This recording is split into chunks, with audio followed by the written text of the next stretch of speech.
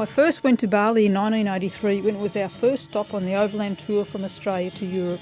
We stayed a week in Ubud, but back then it was a quiet little village of temples, artists, only a few guest houses and not much else. The locals worked in the fields during the day and performed their ceremonies whenever required by their culture.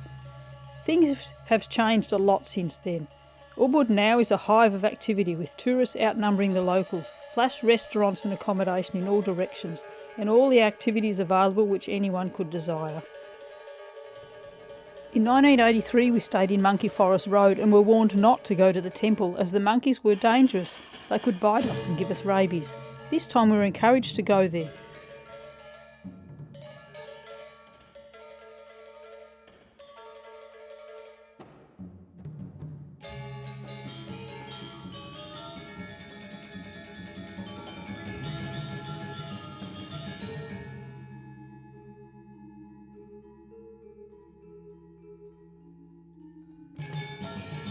The monkeys hassled us for food and climbed all over us, but otherwise they were quite safe.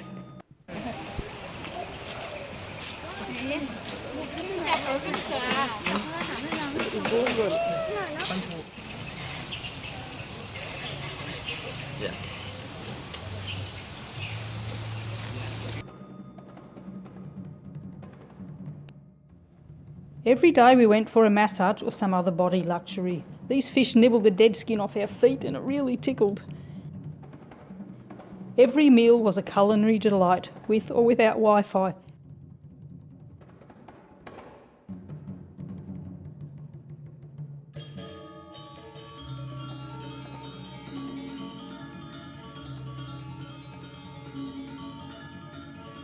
And in the evenings we went to various religious or cultural performances. One had dozens of men chanting chaka chaka, chaka chaka for hours on end, and it culminated in an old man dancing through fire and then walking over hot coals.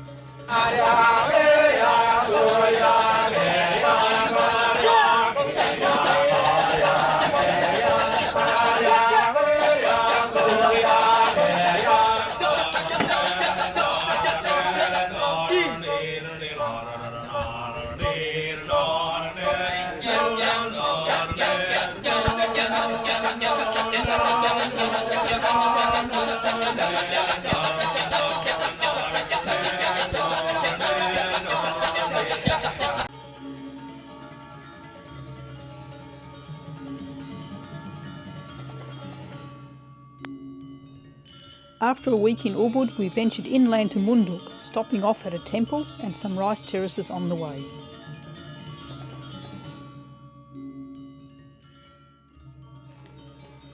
This temple is one of the 9 most important temples in Balinese culture.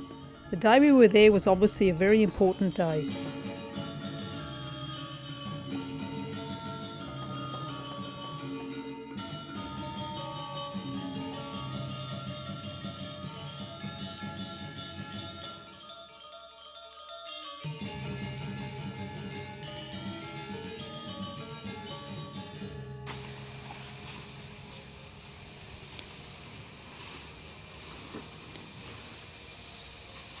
We came across a dozen middle-aged and elderly women sitting at the shelter and making decorations from freshly harvested leaves and flowers.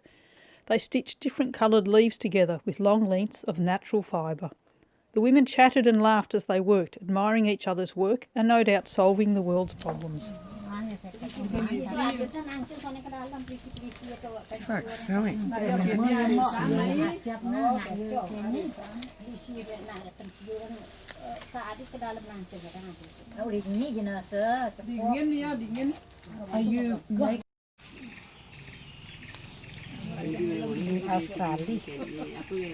Yeah.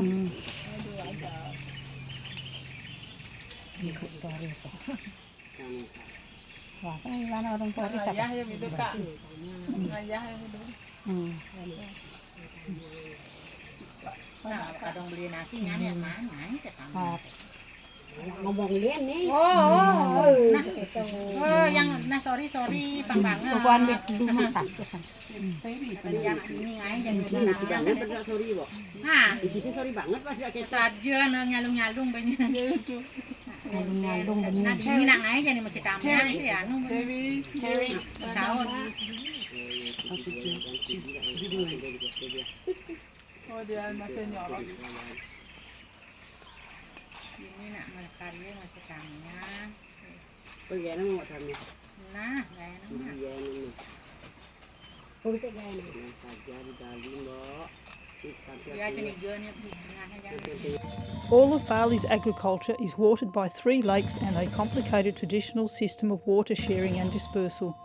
This system is called Subak and has been classified by UNESCO because it is not only about water but also about religion, tradition, community, sharing of resources, economic and political power. Every rice farmer in Bali belongs to a Subak group which controls the water and the irrigation in that area. Each group has a relationship with one of the mountain temples such as Pura Luhur Batakol, which we had just visited, and they also have a relationship with one of the 2 big lake temples. The rice terraces at Jatiluwi are part of this huge network of the rice and water economy. It is incredibly scenic, but the work is so hot and hard and relentless that I really don't envy the local people at all, even if it means that they're part of such a close-knit community.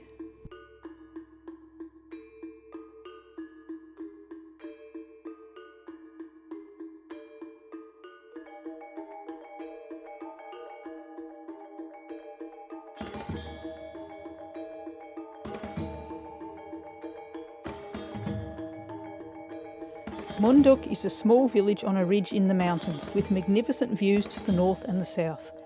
The area is renowned for its many waterfalls, which are accessed by narrow paths winding through the rice paddies and around the mountainsides.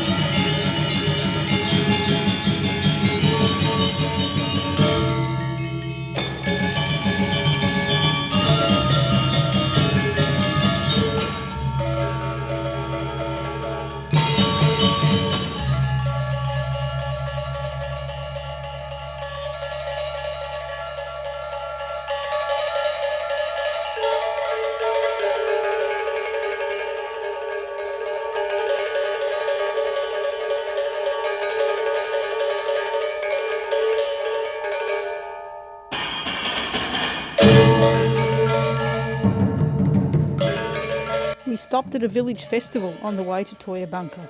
Some men were busy practicing for a top spinning competition.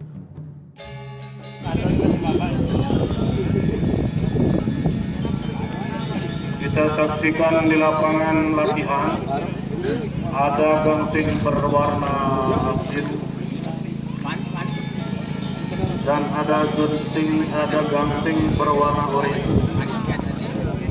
Ya.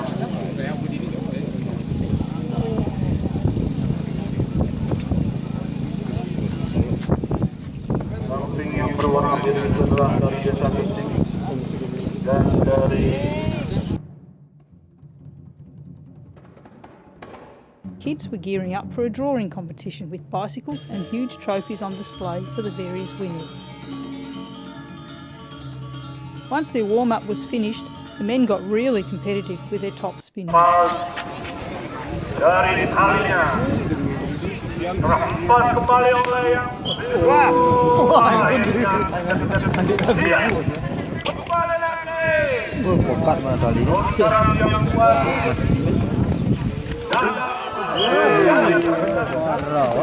aku terjerembab dalam lumpur terhempas karena lumpur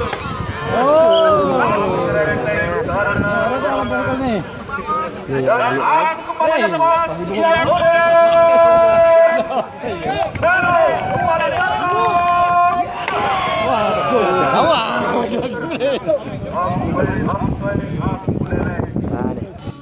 Danau Batur is the biggest lake in Bali.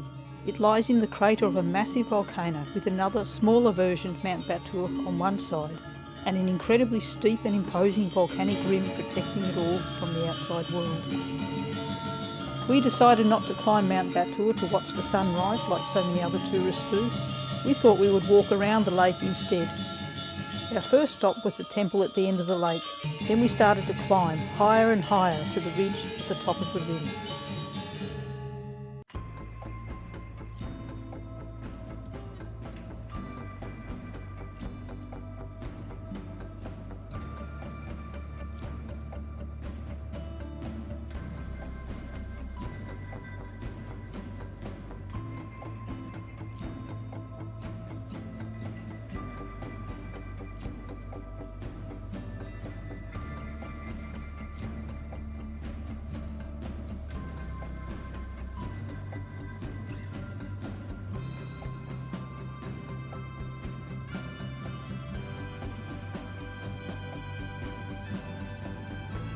At one stage we came across a large tree which had fallen.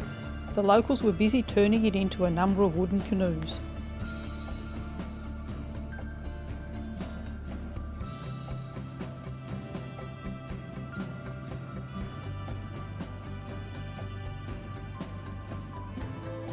After hours of quite difficult walking, we found ourselves directly above a tiny village far below. It took another hour of very careful stepping and occasional bum sliding before we got to the village, from where we hired some young motorcyclists to take us back to our hotel. It was an exhausting day, but it was so rewarding.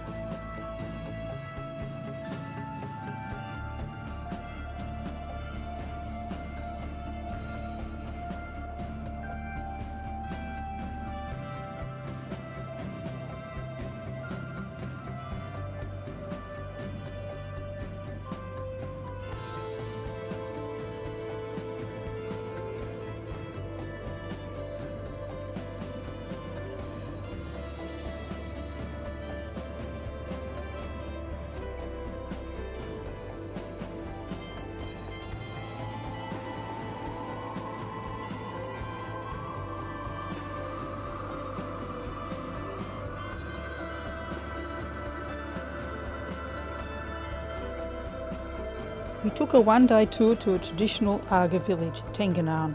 The Aga are the original people of Bali who still practice their traditional crafts and lifestyle.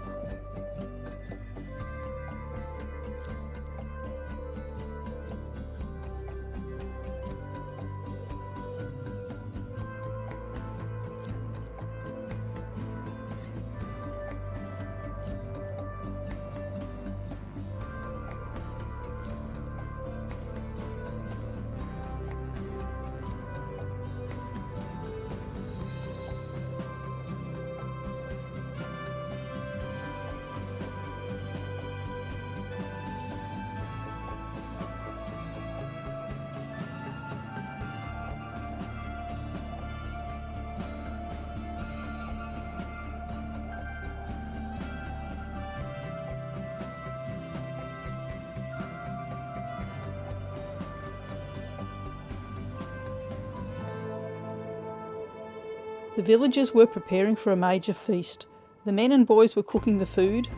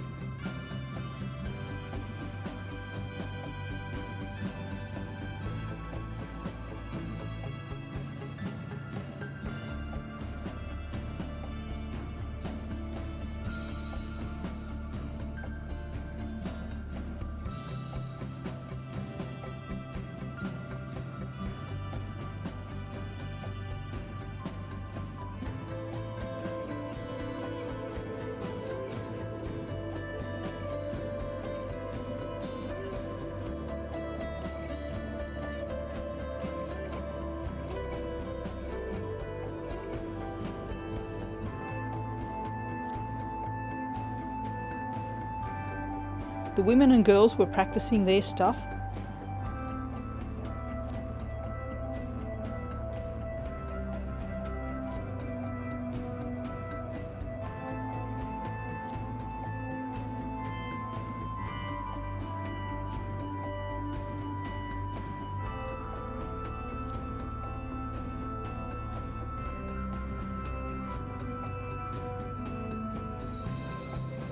And someone had time to dye the roosters.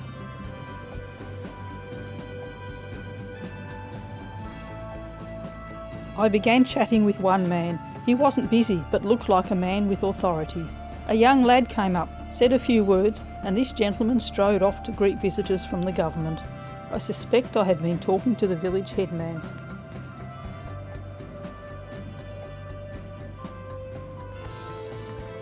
We went a bit further and met a villager who did basket weaving and had half a dozen hives for honey insects. Not bees, but much smaller insects.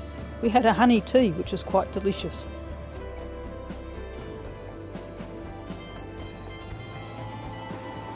We followed the villager into the jungle, where he tapped a palm tree for palm wine.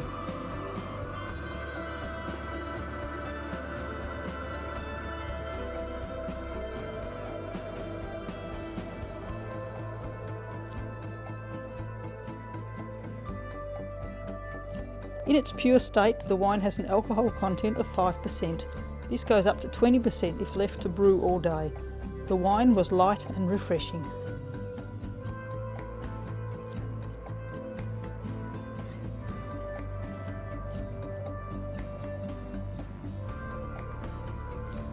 Back in the village, the worst of the work was over. People stood around waiting while the feast was being brought to the hall and served onto plates.